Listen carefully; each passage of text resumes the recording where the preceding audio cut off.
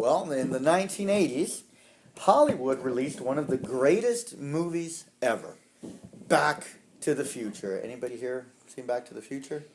We're good? Yeah, it's a pretty popular movie. All right, now the movie ended up becoming a trio of movies in which the characters Marty McFly and Dr. Emmett Brown, or Doc Brown, went back in time in a time machine to remake their past so as to remake their future.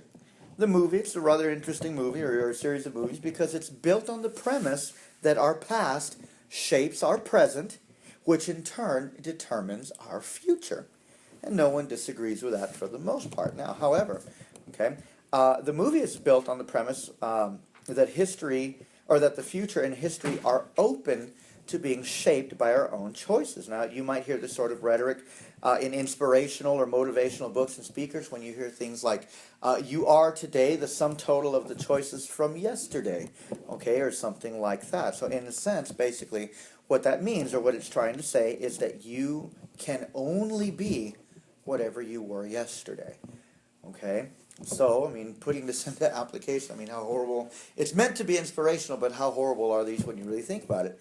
According to these kinds of quotes, then, if you were a liar yesterday, you can only be a liar today. It kind of locks you into whatever you were. If you were a loser yesterday, guess what you are today? You're a loser. That's the horrible thing about a quote like that, or that sort of thinking. I think we get the point. But Christianity is not built on such a premise. Christianity is built on the premise that there is a sovereign God who governs all of history to the minutest detail, including the choices that people make. Without getting too controversial on this point, really, how could it be otherwise? How else can God guarantee the future when he reveals it through his prophets, if he was not in control of everything? How else can God even promise salvation to sinners who make sinful choices every single day? Throughout the book of Daniel, God has been reassuring his people that he has them right where he wants them, because he's been in charge of their history from the conception of them as a people all the way back to Abraham, Isaac, and Jacob, through their deliverance from Egypt to the very exile that they're experiencing. God is in control. He has been in control, and God has been revealing through Daniel that he will continue to be in control of all of history and all of his people. God has also been assuring his people that he's in charge of their present condition in Babylon. And at this point of where we're at in the book of Daniel, the Persians are just the next of a series of rulers that are in line over the people of God. The people of God, they're not finding the restoration back to Jerusalem, back to the land, back in a sense to the good old days when God dwelt with them in the temple. They're not finding that restoration. They're just seeing everybody line up to rule over them. God has offered assurance of his rule in so many ways. In Daniel 7, we just saw last week, we see that he rules over the nations, and that the kingdom will be given to the saints of the Most High. Now, in this chapter, God is going to reassure his people that he is also, or that he is again in charge of their future. As we will see, God has fulfilled his promise of the future to God's people through Daniel. So we're going to see that, at least how God has kept his promise. But here's going to be the trick part, because, the question is going to be, well, how does this passage that finds a historical fulfillment, how does that now become, in a sense, how does that speak to us? Is it meant to just stay in the past and we just kind of look at it and go, oh, that's nice, God was faithful. What do we do with it? And then, so in a sense, our path of travel, you can see it on your outline, is we're going to take a trip from Daniel's perspective into the future, and then we're going to look back from where we're at now, going back to the past, and then, because of Jesus' words, which we're going to see, we're going to go back to the future. So hence my cheesy title, Back to the Future. But that's what you see in the movie too. They're going back and forth until everything plunges back to the future. So let's get started. Let's look at the vision and the meaning. It's pretty straightforward for the most part, so all I'm going to do is fill in some historical gaps, some dates, and things of that nature. So the setting of this vision is said to be in the 3rd year of the reign of King Belshazzar, which is probably about 548 BC. About 548 BC. Now Daniel, he's in the vision, he's taken to Susa, okay, which eventually becomes the capital city of the Persian Empire. Now recall, okay, the story of Esther takes place in the city of Susa, as well as the narrative of the story of Nehemiah. Okay, so Daniel is in a real historical place this time. He's not in a symbolic place like he was in Daniel chapter 7, where he stood before the sea. Okay, where he stood before the great sea. All right, Susa is about 230 miles east of Babylon. Okay, one commentator said, well, why is he now in a real geographical location, and in the other one he's a symbolic? This is what one commentator had to say. He said, the earlier vision expressed universal and ultimate realities in the language of symbolism rather than history, and it therefore took place in an undefined location. So in a sense, what Daniel is about to see, he's going to see, and I guess right now what we could call a real prophecy. Okay, the one of Daniel 7, it's a big panoramic picture of all of history, but it doesn't give us details of who, or who's doing what. We can kind of infer, well, the second beast is probably the Medo-Persian Empire, and I didn't go that route in the interpretation on purpose, because if we do, that really locks us into, that Daniel only saw up to the Roman Empire at the very least, okay, or at the most, actually. So rather than locking us in there because of the numerology, I think Daniel saw all of history all the way to the end in panoramic vision. But now he's seeing real historical people, real historical places, and real things that are going to be taking place. Okay? So while considering what the vision meant, Daniel, he sees a male goat, right? And it comes in from the west. Okay? It's moving at incredible speed. And, I'm sorry, I got a little bit ahead of myself, right? Okay, so he sees first... he sees a ram, okay, a plain ram and a goat, but the ram that he sees is very powerful. It's got one horn a little bit higher than the other, so just a little bit skewed, but it's not like the monstrous sort of animals that we saw in Daniel chapter 7, okay? When he's considering that, the power of it, now he sees the male goat approaching, okay? It comes in from the west. So if you think, we already know, right, this is the Persian Empire. The Greeks are to the west of the Persian Empire. All right, so this male goat, it comes in from the west. It's moving at incredible speed. We see that in the words where it says that it's moving without touching the ground. Okay, long ago, hearing from different teachers, I'm not sure how true this is, and I haven't bothered to look it up, but one pastor said, he said that one of the things that made Alexander so great in warfare was that he invented, or somebody in the Grecian time, I don't know how true this is that they invented either the sandals or something for the sandals to help them move and basically not blister up their feet. I mean, you imagine at that time they didn't lace up their boots or the Converse or Nikes and take off and go to battle. You went out barefooted, so you had to choose your paths, and you had to stop and probably get blisters and cure all that. But if it is true that they did invent the sandals or some form of shoe basically to protect their feet, that definitely would have allowed their army to cover a lot more ground at a time without having to worry about some serious injuries in that way. Anyway, moving along, right, this ram charges, the goat charges at the ram with incredible speed and just destroys it. If you get the chance, go on YouTube and just type in like goat charging or something like that. And there's this one image where there's a cow, okay, and he doesn't want to move, and it's messing with the goat, and the goat goes back, charges up, and the cow and the goat charge at each other, and the goat wins. The goat knocks the cow. I mean, this big old cow, big old steer, knocks it right down. It's just like, I don't know if it's knocked out or if it's dead or what, but it was, I mean, really incredible power. Really incredible power. There's other videos of goats charging at people, and obviously they're scared to get hit by one because of the incredible power of a charging goat. Now this goat, it becomes exceedingly great, but when he had grown strong, his horn was broken, and 4 horns come up in its place, and they grow toward the 4 winds of heaven, which is to say that they spread out universally in the known world. But now, and this is a really important part of the vision, okay, out of one of those 4 horns comes a little horn, which should be familiar to us from Daniel 7. This time, however, the little horn will be given flesh in history rather than just a sort of idealist presentation of the future. Listen to the person and the work of this little horn as he's described by Daniel. It doesn't give a name or anything, but it describes him as this way. He's one who throws down the stars of heaven. He tramples them.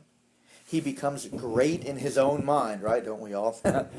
He takes away religious privileges of God's people, challenging God himself. And it says that he throws truth to the ground. So this is the kind of person that this little horn is. I mean, a pretty charming fellow, right? Interestingly enough, verse 12, it reveals that this comes upon God's people because of transgression. Some translations might say rebellion. Okay, now the question becomes, and commentators have struggled with it, whose rebellion? Whose rebellion is this a reference to? Is this a reference to the rebellion of the little horn, or is it the rebellion of God's people? Now, it would be the easiest thing in the world to say that the rebellion is the little horn, right? I mean, he's the obvious one, throwing truth to the ground, trampling God's people. Is clearly, he's the one who's rebelling. But the rebellion is stated as the reason for the success of the little horn. It seems like God's people are the ones who are in rebellion. And God's people are the ones who are in transgression, and this is sort of functioning as a discipline and a judgment that's coming upon them.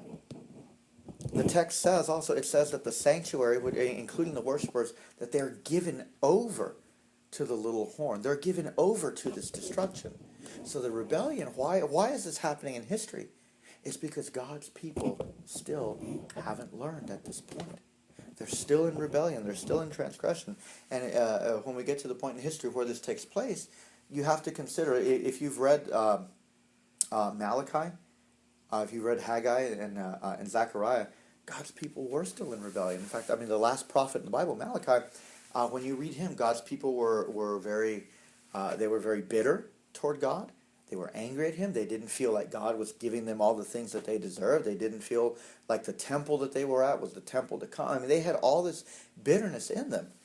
It really is kind of a dark picture at the end of the Old Testament.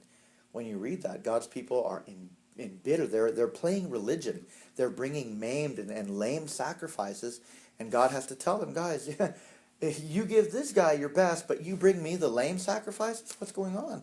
And then you priests, what's wrong with you guys? You know, you guys are doing all types of horrible things. You guys are supposed to guard knowledge and to protect the people and teach them. And you guys are just basically in the ministry. I mean, he tells them, you're in the ministry for yourselves. God's people are in horrible shape.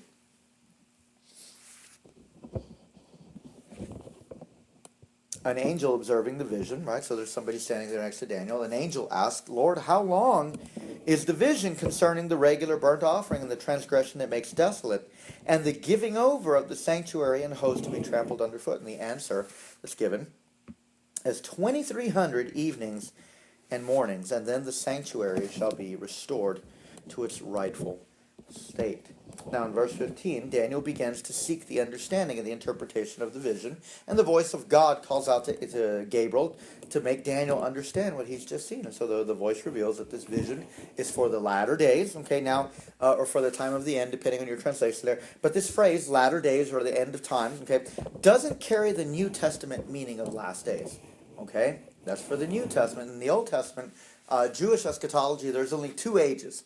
Okay, there's this age, there's the age to come, and there's a sharp divide in between them. In the New Testament, you get there, they start to overlap each other. Okay, so that's something Daniel doesn't know here yet. All right, but the idea here just of end times, latter days is sometime off in the distant future. Okay, that's all that it's trying to say. So we're not going to give it a too technical eschatological meaning there. Now, Daniel is put into a deep sleep when he receives the interpretation, and he's told very specifically that the ram with the two horns is the Medo-Persian Empire, with the larger horn representing the larger Persian Empire, and the smaller horn representing the Medes, respectively. Okay, so I mean, it's flat out. I mean, kind of like last week, my job is done. The interpretation is already given. I don't have to say anything else, okay? I'm just hopefully trying to give some clarity, but I really don't have to do interpretation in that sort of way. The goat is revealed as the Grecian Empire that begins its attack on the Persians under one king. After having conquered, it's split into four rulers or four kingdoms toward the ends of the empires. And at some point later, there's going to be a particular king, a king of bold face, it says. One who understands riddles, okay? The Riddler. No, I'm kidding, it's not the Riddler. Okay, but this one, some other translations, I think, say mysteries, something like that. But the idea is that this guy, he's very conniving. He knows how to work people, okay?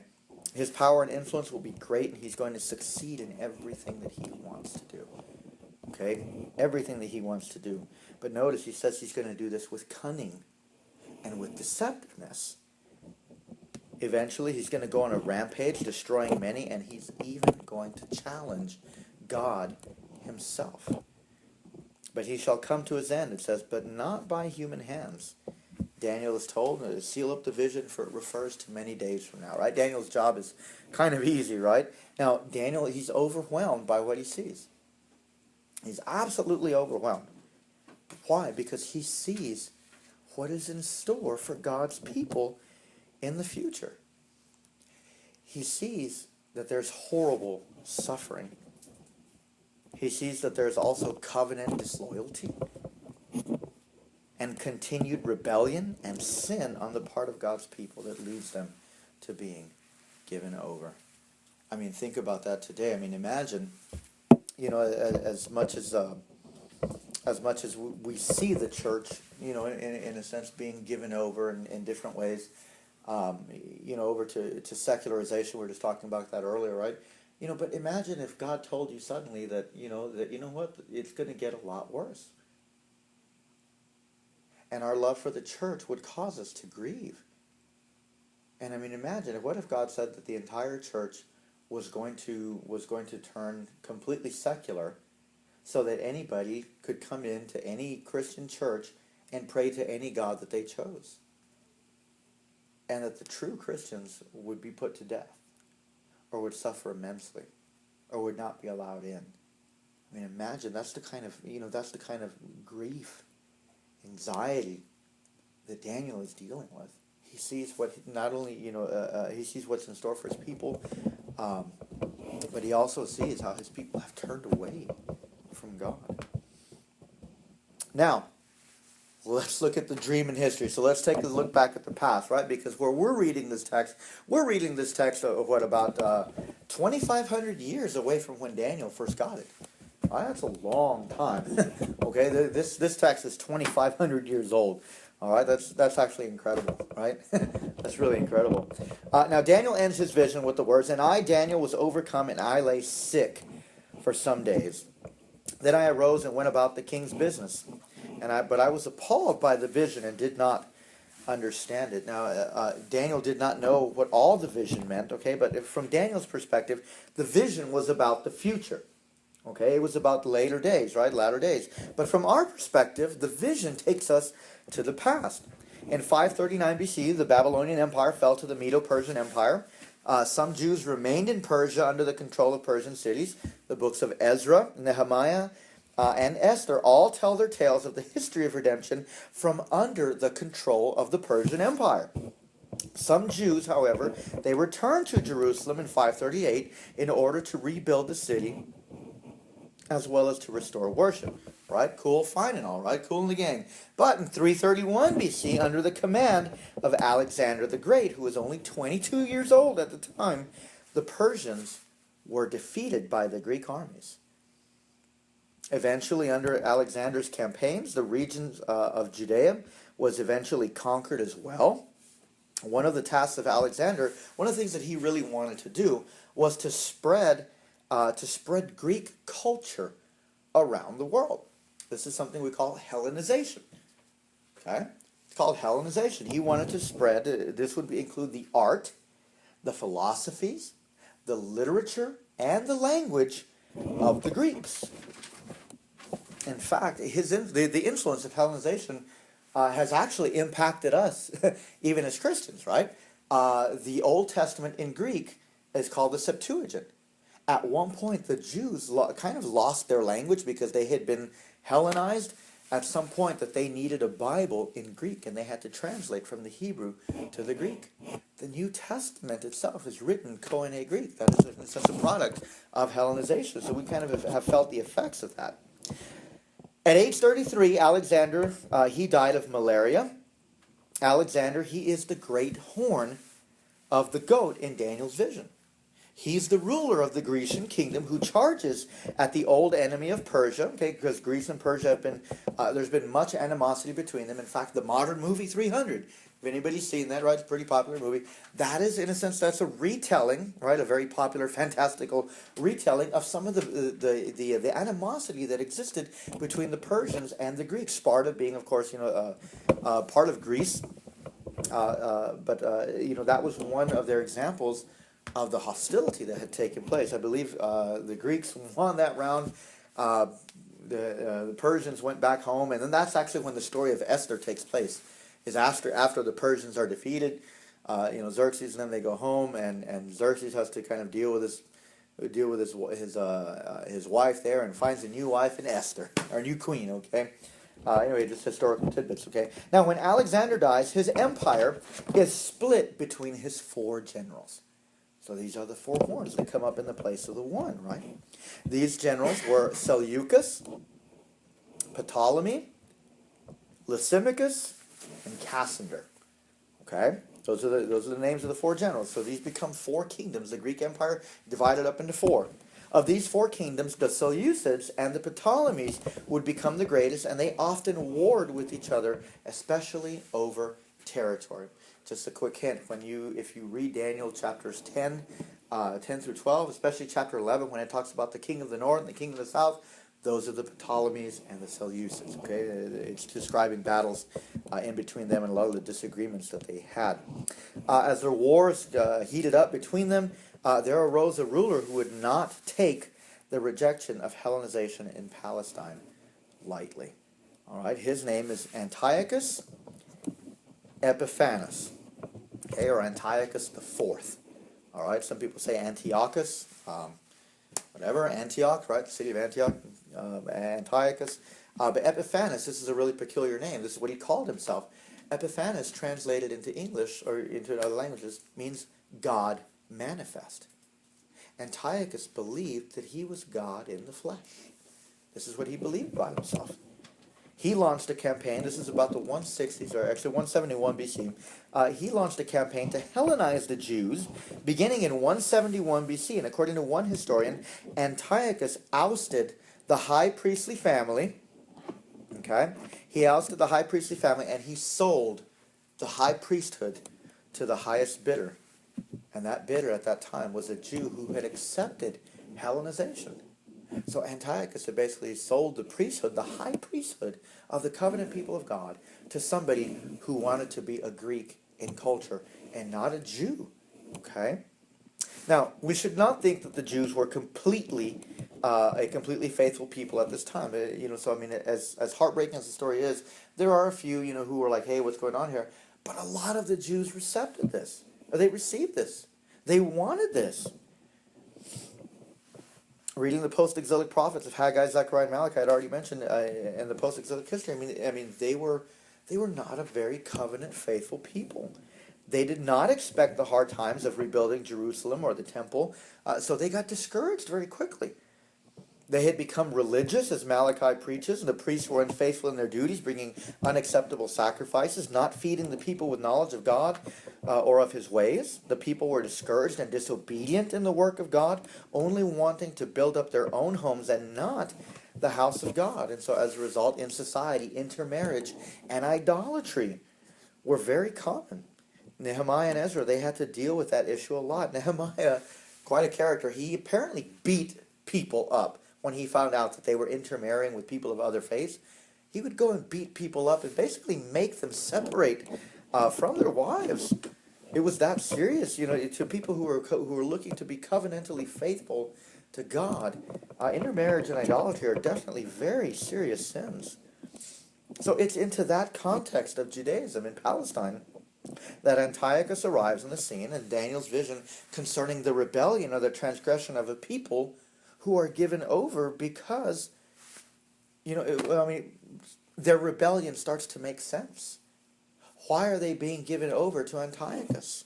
Why are they being given over to this discipline again?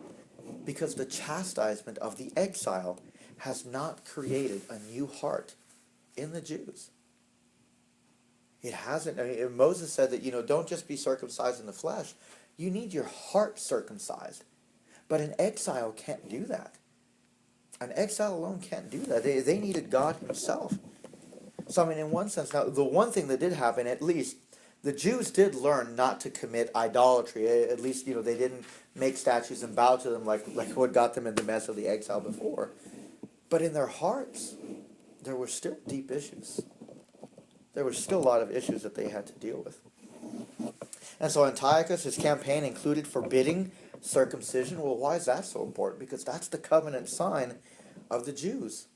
That's the covenant sign that was given to Abraham that let them know that God made promises to them. And that mark in their flesh was meant to be there, in a sense, in the mind, at least of the men. And that side, that was the covenant sign. Women didn't get to participate until baptism, right? But the idea is that God promises, that he will give us the land. But if not, we're going to be cut off. We will be given over to death. Antiochus also forbidded Sabbath worship. He took that away. He said, nope, y'all don't need the Sabbath. Open the shops, open business, do life. He forbidded reading of Scripture. He even burned scrolls of Scripture. And he started forbidding temple sacrifices. Well, if you're a Jew at this time, how do you get right with God? You have to offer sacrifices. And if you can't offer sacrifices, you cannot get right with God. Daniel 8:11, it foretells that this king of bold face, that he's going to take away the regular burnt offering. And I mean, that's what he did. Some of the Jews embraced the cultural change, though. I mean, that's what we want to see, is that some of them embraced this change.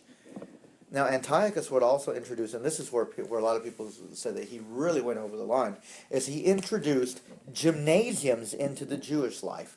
Okay? Now, a gym back then is not like a gym today. Okay, I mean, today, people go in the gym, they work out. I mean, I have a gym at my work.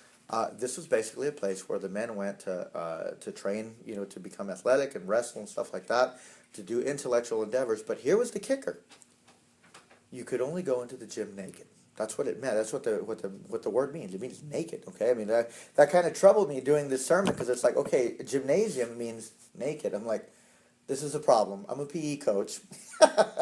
I teach in a gymnasium. This is a problem, okay? But apparently that's where the word that's the word naked in Greek, okay? But this is a real problem in Jewish society, okay? I mean, this is obviously a problem. It's a very perverse place to be in. And now for Jews to just willingly walk into these gymnasiums and stuff like that. I mean, it's not so much the athleticism that's wrong, right? But it's just the way that you have to participate in it. Now for the Jews, it was troubling. Okay. Now, by 169 BC, Antiochus, he plundered the rebuilt temple of its gold and treasuries in order to finance his wars with the Seleucids. And not finding much success there, that is, he was defeated, he decides to come back in 167 BC, and he desecrates the temple. That is, he kind of made like a little deal with the Jews, like, look, I won't push it on you. You guys can still do some of your sacrifices here and there, like, I'll allow it, basically. It's what he said. But after being defeated in battle, he gets upset. And he decides to take out his wrath basically on the Jews. And so he returns and he just says, basically, Hellenization now. I'm not waiting for you guys anymore. I've been lenient enough with my program. You guys need to do this now. And the first thing we're going to do, we're going to offer a sacrifice to Zeus. And where are we going to do it? We're going to do it inside the temple. And we're going to offer a pig to Zeus. Now, if you read Jewish law, a pig is an unclean animal. And so there's Antiochus. And he's inside the temple with his troops. They raise the standard to Zeus, and they offer a sacrifice, what would be an unclean sacrifice, inside the house of God. You tell me, right? He's challenging God. He's basically saying, God, who? Hey, it's my time. I'm Epiphanes. I'm God manifest. It's my time. Daniel's later going to call that sacrifice the abomination of desolation. It's the abomination that makes desolate. And it emptied the house of God. The house of God became unclean. It became unfit. It wasn't like, okay, you offered your sacrifice. Let's offer ours now. They couldn't just do that. the whole temple became ceremonially unclean. It could no longer be used. Now, the Jews who did not embrace Hellenization, they became resolved to purity and keeping God's law and religion. One such family was the Maccabeus family. Okay, a couple of characters here: Matthias Maccabeus and his son Judas the Hammer Maccabeus. Now, there's a cool nickname to have at that time, right? To be called the Hammer. Okay, but basically, they led a revolt back to win the religious freedom of the Jews. Okay, and though they were outnumbered by the Greeks, they used guerrilla warfare tactics to keep the Greeks in check. In 164 BC, Antiochus suddenly dies of a disease. Nobody really knows what, but that kind of fulfills what Daniel saw, that he would die of no human hand. And the campaigns of Antiochus, they were devastating. There are some accounts. I'm a little bit wary about reading a whole account, but if I'll read a couple of portions, but if you guys ever have time, you can probably look it up online. The book of First Maccabees. This is one of those books that's not in our Bible. We don't believe it's canonical, but you will find it in the Roman Catholic Bible. Okay, yeah, you will find it in the Deuterocanonicals. But in First Maccabees chapter 1, you can read about some of this, and this is history. This was written by the Maccabees, okay? This was written by that family. Starting on verse 7, actually, 1 Maccabees 1, verse 7, it says, Alexander had reigned 12 years when he died. Each of his officers established himself in his own religion. All assumed crowns after his death, and they and their heirs after them for many years, bringing increasing evils upon the world. It's a lot of infighting between these Greeks, right? From there grew a wicked offshoot. All right, now, the Maccabees, they're probably familiar with the writings of Daniel, and they see them being fulfilled in their own time. So their use of the language, I think, is definitely intentional. A wicked offshoot, Antiochus Epiphanes, son of King Antiochus, once a hostage in Rome. As Antiochus the fourth was taken Rome, he became king in the 107th year of the kingdom of the Greeks, and it was then that there emerged from Israel a set of renegades who led many people astray. Come, they said, let us ally ourselves with the Gentiles surrounding us, for since we separated ourselves from them, many misfortunes have overtaken us. You see the deception, the flattery?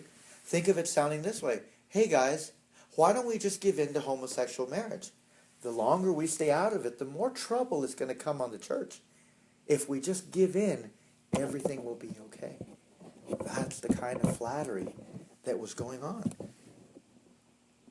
He continues, says, this proposal proved acceptable, and a number of the people eagerly approached the king, who authorized them to practice the Gentile observances. So they built a gymnasium in Jerusalem, such as the Gentiles have disguised their circumcision. That is, in a sense, they had to hide, and by not receiving too, but they had to hide the covenant sign of God. It was a way of saying, I don't care about God's promises to me. I don't care about his covenant. I'm going to go in there with the Gentiles, and they're going to laugh and mock me if they see the covenant sign, so let me hide that. Basically, they became ashamed of God. And it says they abandoned the holy covenant, submitting to Gentile rule as willing slaves of impiety. Kind of going down a little bit more. After his conquest of Egypt, Antiochus turned about and advanced on Israel and Jerusalem in massive strength. Insolently breaking into the sanctuary, he removed the golden altar and the lampstand for the light with all its fittings, together with the table for the loaves of permanent offering. So this is him taking the stuff, taking all the gold, so that he could basically turn it into money to buy weapons. Okay? And says... Okay, so he made off with the silver, the gold, but before leaving, it says that he shed much blood and uttered words of extreme arrogance. If I remember one source correctly, he slaughtered 80,000 Jews on one instance. 80,000 Jews. It says there is deep mourning for Israel throughout the country. Rulers and elders groaned, girls and young men wasted away. The women's beauty suffered a change. Every bridegroom took up a dirge, that is a sad song. Okay, the bride sat grief-stricken on her marriage bed. The earth quaked because of its inhabitants, and the whole house of Jacob was clothed with shame. 2 years later, the king sent the Misarch that's probably like an emissary of sorts, throughout the cities of Judah. He came to Jerusalem with an impressive force, and addressing them with what he appeared to be peaceful words, had gained their confidence, and then suddenly fell on the city, dealing it a terrible blow and destroying many of the people of Israel. He pillaged the city and set it on fire, and tore down its houses and encircling walls, and took the women and children captive, and commandeered the cattle. And then he built, it says, then they built the walls strong, so they built the walls back up, but they used that as a fortress, as an outpost, to basically to keep the war going on with the Ptolemies. It became an ambush for the sanctuary and an evil adversary for Israel at all times. I don't want to read too much more, but you get the idea. Antiochus is not a very nice guy. He came in, I mean, he had an agenda. He allowed them to kind of coexist for a while, right? Hoping that they would basically come over, because he had already won over quite a few, and so he kind of figured, well, it's just a matter of time. But when it didn't happen, he came in and he just did whatever he wanted to do. That include killing God's people. But it's interesting too. I mean, at least from our perspective, right? I mean, this is God's word.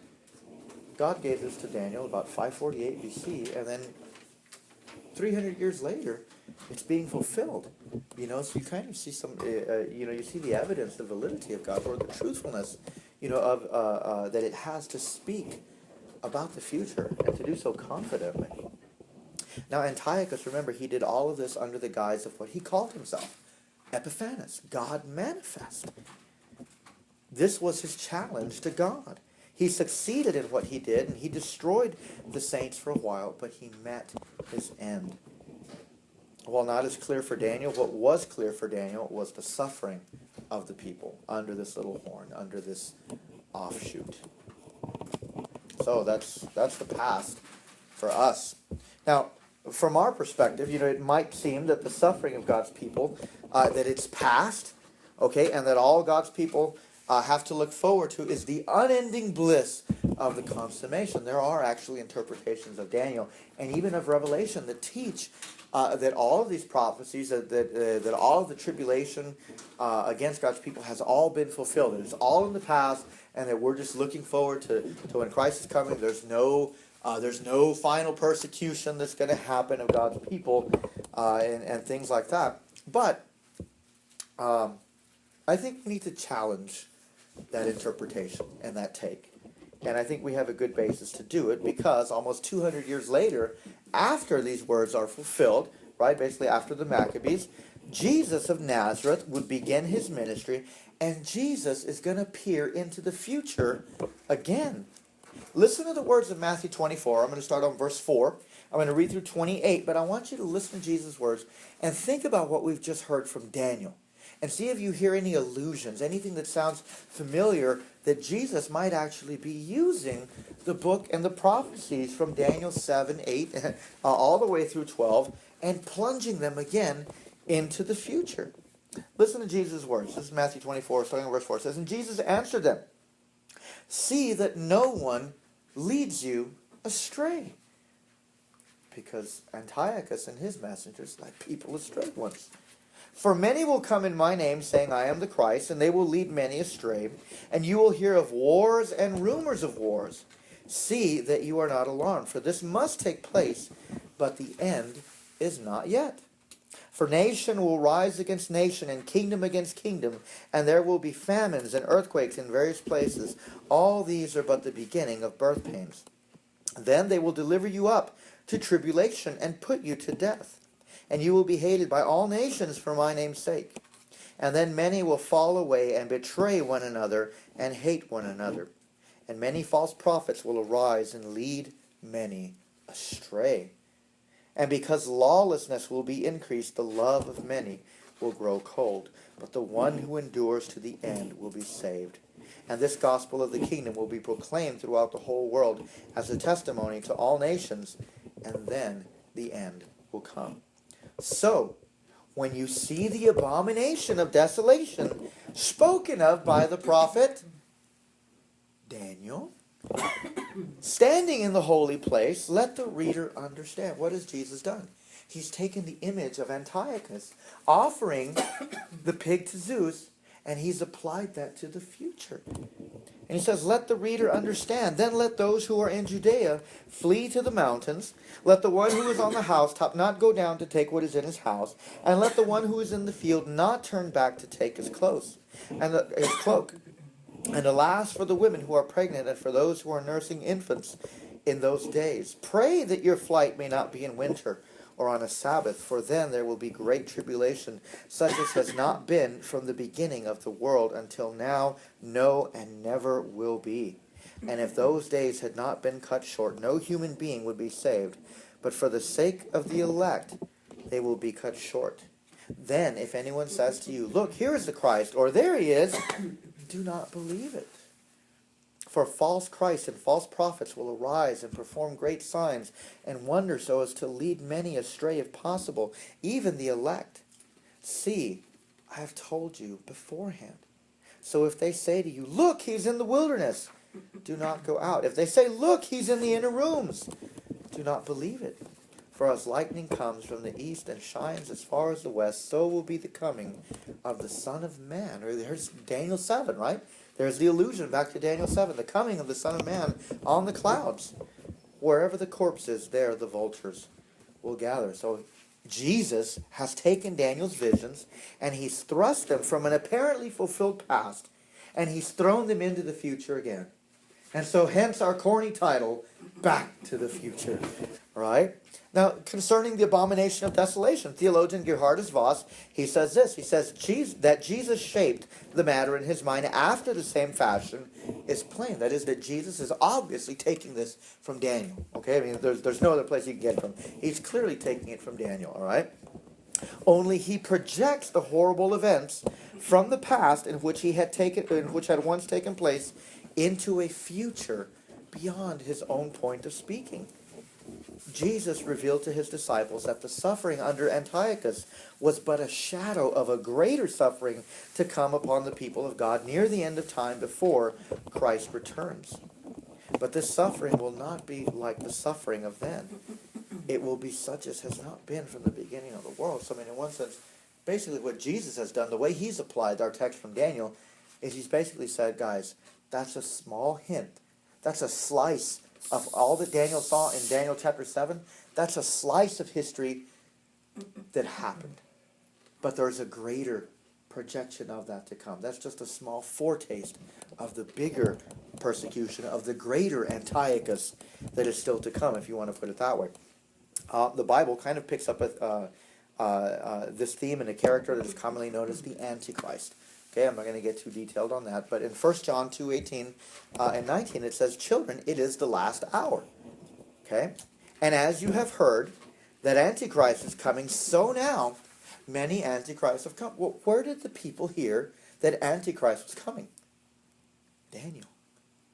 And there's a very technical word. When he says it is the last hour, that phrase, last hour, the only place that it shows up, or this language that it shows up, is in passages from Daniel 8 through 12 that are usually translated as the end. We just read it in Daniel 8:17 and 19. It'll say either the end of days or something like that. The Greek phrase, I believe, is eis horan, something like that. The last hour, okay? The Greek word hour, okay? But it says, therefore, we know that it is the last hour. So John is basically saying that time that Daniel's looked at from Daniel 8 to 12, guys, it's starting to happen already. And how do we know? Because there are these false teachers in the church, these antichrists. He says, they went out from us, but they were not of us. For if they had been with us, they would have continued with us. But they went out that it might become plain that they were not of us. That is, these are the flattering teachers. These are the deceptive people trying to come into the ranks and take the people of God basically out of covenant loyalty and say, hey, come with us. I mean, false teachers, I mean, where do they appear? They appear in the church. Okay, that's the deceptive part of it. In Acts 20, Paul, when he warned the Ephesians, he said, take care. He tells the elders, take care, because there will arise certain people, certain men from among yourselves. He didn't say they're going to come from around the corner. He said, from within your own ranks, these guys are going to come. Paul seems to sum up the thought of this king who will arise in 2 Thessalonians 2, where he speaks of a man of lawlessness. Paul says in 2 Thessalonians 2:3 that a rebellion or a falling away must happen before the end, before the man of lawlessness is revealed. Well, why were the people given over in Daniel? Because of a what? Because of a rebellion. Because of their sin, because of their falling away from the covenant of God. The word that is used there is a word that means apostasy, which means a falling away from the faith. Okay, apostasia in the Greek. The rebellion of the Jews involved their embrace of the Greek culture and religion even. I mean, if you can't take Greek culture without accepting the Greek gods. Put it that way. You cannot do that. Okay? This was their rebellion that they were given over for. And now Paul, in 2 Thessalonians 2, I would assert that he projects Daniel's prophecy from Daniel 8, and he uses that prophecy as a lens to see the final coming, or the second coming of Jesus Christ. Notice that the king of boldface in Daniel chapter 8, who challenges God, is portrayed by Paul in 2 Thessalonians 2:4 as one who takes his seat in the temple of God. He takes his seat in the temple of God, and it says, proclaiming himself to be God. Antiochus. In Daniel 11, Daniel's vision describes Antiochus as a king who shall do as he wills, and shall exalt himself and magnify himself above every god, and shall speak astonishing things against the God of gods. Now, it's notable in the vision of Daniel 7 that the little horn there, the little horn of Daniel 7 is not the same little horn of Daniel chapter 8. Okay, and a lot of interpretations of Daniel go off here because they just see little horn, same person. Okay, not true. Okay, in Daniel 7, the little horn arises out of the fourth beast, and its destruction leads to the kingdom being handed over to the saints, basically with the finality of the dominion of the kingdom of God. But here in Daniel 8, when the little horn is destroyed, it just says that the temple will be restored. But it doesn't talk about the final giving over of the kingdom in Daniel chapter 8. We don't see that. So in other words, here's something, I guess, for your interpretation, right? The little horn in Daniel chapter 8, he is a penultimate one and not the ultimate little horn before the end. Okay? He is a type or a shadow of the final little horn, but he is not the little horn of chapter 7. When we couple that with our reading of 1 John 2:18 and 19 and Jesus' words about many false Christs, history will be filled with the suffering at the hands of these little horns. So in one sense, what has Jesus done for us? Who are these little horns? They're the many false teachers.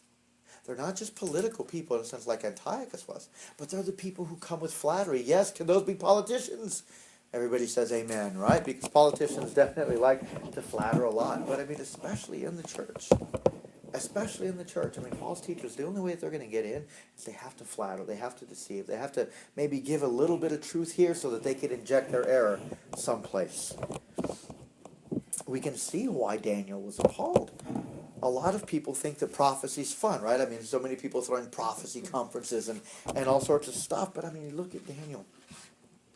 Daniel is sick. He's depressed by what he has seen that lies in store for God's people. Prophecy is not fun for Daniel. It's not something he wants to do at a weekend conference. It's not something he wants to invite people to probably pay a couple of $100 or something to come in and get a couple of messages and a book and a poster or something like that. This has overwhelmed Daniel. So what does all this mean for us, though? How should we apply Daniel's understanding, his vision? As I mentioned earlier, again, Jesus' use of Daniel, it takes the vision and it puts it back to the future, which means that we can and we should find application for us today. I'm only going to make a few, okay, because of time and all sorts of stuff, okay? But I think these are the important ones, okay? First, God uses forces from without and from within the church to not only judge those who are unfaithful, but also to reveal the faithful, okay? Also to reveal the faithful. You put it this way, the cream rises to the top, right? The cream rises to the top, but it takes the heat. It takes the heat to bring it out, and that heat is suffering and persecution. Persecution and suffering, they have their own way of revealing our true colors. I've been reading books on leadership And obviously when you start reading stuff on leadership, you have to deal with stuff that talks about character. Right? Character is usually revealed in times of crisis. I mean, you don't suddenly make character on the spot in times of crisis. A time of crisis reveals what you already are. It reveals what you're made of. That's not the time to define yourself. You're already made. You're already defined. It just takes that circumstance to show it to everybody else and to show it to yourself. When we see that God's people are given over, that is, that God gave his people over to persecution under Antiochus, it was because of their own unfaithfulness. So we need to see this part too, right? Especially because of their embracing of the culture of the Greeks that was contrary to the culture of the covenant with God and the distinctive holiness that was to mark God's people as different from the world. In Romans 1, God's word is clear that when we refuse to worship God, we are given over to the lusts of our own hearts. In 2 Thessalonians 2, if you don't receive the truth, all that's left is a lie. And that's it. There's no gray area. There's no neutrality. In Isaiah 6, Isaiah's ministry is to preach to a people who are given over to become like the idols that they worship, which have eyes but cannot see and ears but cannot hear. In the book of Revelation, the letters to the 7 churches, it reveals that those who are suffering persecution from the state, from the Jews, and from the presence of false teachers, right? Christians, in a sense, history is a war. History is a war for Christians. When we look at the history of the church, it's a history of the war of Christianity.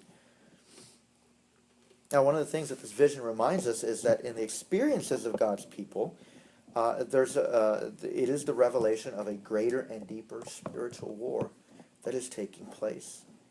And this is a war that goes all the way back to the garden, right? It precedes us. We're born into the war at this point, right? We didn't start it. We're all born into it. The book of Revelation, it pulls the curtains back even further on this battle when it reveals that this is Satan, the serpent of old, that he's the true enemy of God's people who lies behind the powers, in a sense, of Antiochus. So, Antiochus was Satan's puppet, in a sense, is how Revelation would have us to look at history, and how Daniel would have us look at history too. So remember that God uses forces from within and from without to judge those who are unfaithful, but that judgment also reveals those who are faithful. Second application. Suffering will be a reality for the people of God throughout history. Suffering will be a reality for the people of God throughout history. The victorious Christian life is not a life of ease and prosperity.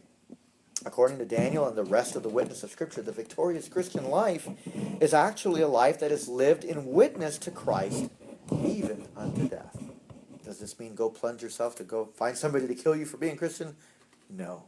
Okay? No one likes to suffer. Clearly, right? Indeed, Christians should not seek to make their life one of suffering, as in some Christian traditions force themselves to suffer, or else they don't feel connected to Christ. You all have seen maybe or read the Da Vinci Code. There's what's the name of that particular sect of Jesuits? I don't remember their name now, but they really do exist, where they whip themselves. And they do all sorts of things, kind of to castigate themselves, to punish themselves, to offer up atonement, okay? We're not supposed to do that. That's not the kind of suffering that you should, do to yourself, or that you should even just go out looking for. If anything, Daniel teaches us that suffering is going to find us one way or another.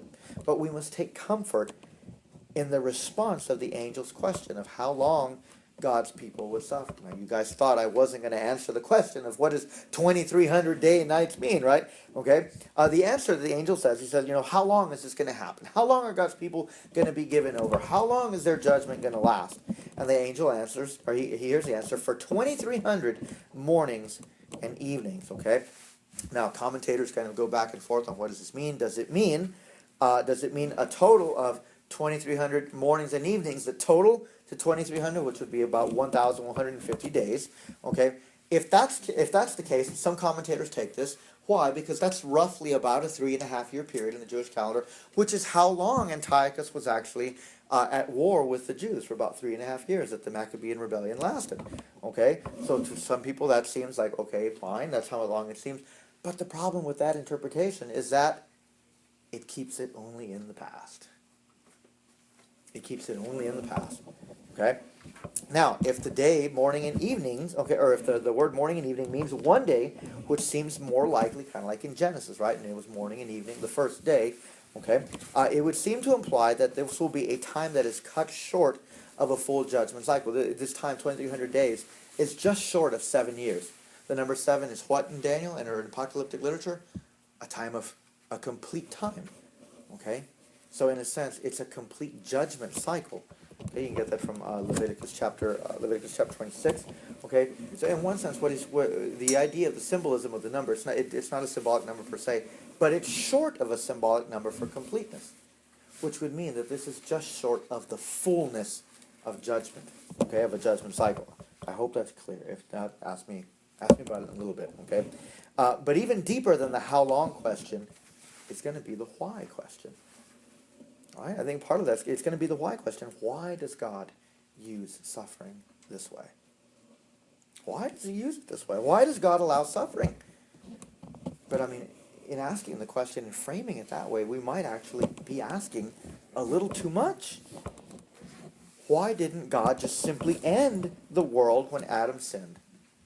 Right? If you really wanted to get rid of suffering, if that was really what God was about, Adam sinned. The world went into suffering. Cut it off. Cut the show. That's it. We're done. It's been a good show, people. Wrap it up. We're done. I mean, when we ask the question, why does why does God allow suffering? I mean, we may as well ask again, why didn't God just end the world when Adam sinned? That would have ended the dilemma. That would have been it right there. But God chose to save, and the saving would involve suffering. And that salvation would come at the price of great suffering. But it's not our suffering that brings about salvation, but the suffering of God himself. In Jesus Christ, God really did suffer. In his whole life and culminating at the cross, Jesus took the sum total of the suffering that it would take to quench the wrath of God for our rebellion. We must admit, that we are not and we have not been as faithful as we think. For many of us, sometimes we walk through pockets of our life and we think we're God manifest. We can act just like Antiochus too. The only way our suffering can be transformed from the fires of judgment to the forging fires of grace is for Christ to have gone through the fires of wrath for us. On the cross, Jesus Christ, he took the full penalty of God's judgment. And Jesus Christ now, he transforms the suffering of the people of God into what would kill us, into a fire that can now shape and mold our lives until we become made in the image of Jesus Christ. Christians who have suffered, they know that there's a sweetness in suffering. Christians don't like to suffer, but when we do suffer, Jesus becomes a little bit more real in those moments.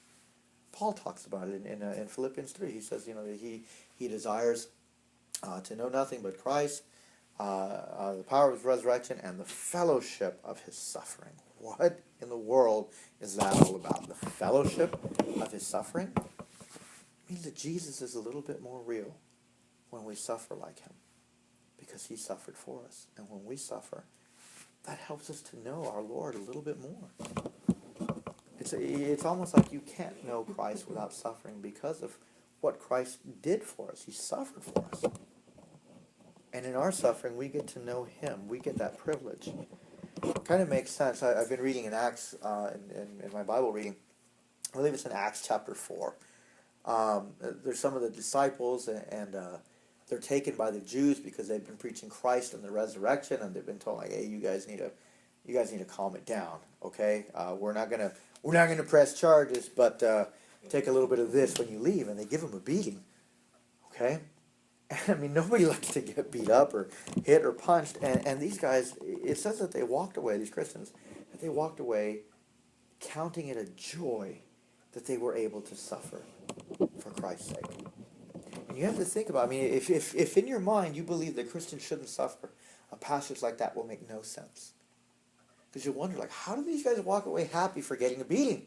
Were they on drugs? Were they high? Were they drunk? What? Were they masochists? Or sadists? What? It makes no sense. But when you compare it, when you understand that it was a privilege to suffer for Christ because he suffered for us, it was a way of saying almost thank you to Jesus. Thank you for suffering me, and now I want to suffer for you. Not to earn, but simply to know Christ. To know him. Third application, final one. God is sovereign and will bring deliverance at his own appointed time. God is sovereign and will bring deliverance at his own appointed time. All of these trials and these tribulations, they're all in God's hands. We are to understand and find comfort that evil is not in charge. Evil does not have the final say. God is the one who is in charge. Evil and suffering and the horrible things that happen in the world. And I make no pretense to deny that there really are some ugly, horrible things that do happen in the world that we just would rather turn our eyes from. But all of these things, as horrible and as wicked as they can be, are but instruments that serve the glory and purposes of God in the redemption of his people. I mean, let's face it, the Bible is very nice in describing what Antiochus would do.